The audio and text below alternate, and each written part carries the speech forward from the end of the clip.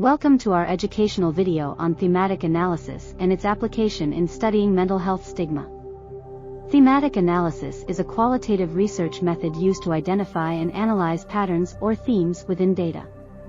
The process of thematic analysis involves several steps, including familiarization, coding, theme development, and data interpretation.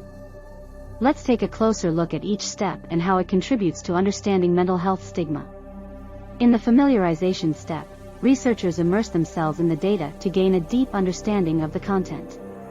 Coding involves systematically labeling and categorizing data based on recurring patterns or concepts.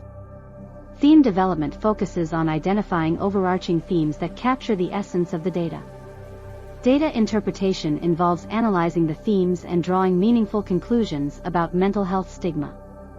Thematic analysis can provide valuable insights into the complex issue of mental health stigma, helping researchers and practitioners address it effectively.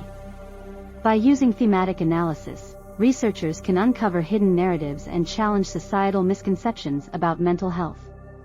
In conclusion, thematic analysis is a powerful tool for understanding and addressing mental health stigma. Thank you for watching. Don't forget to like, share, and subscribe for more educational content.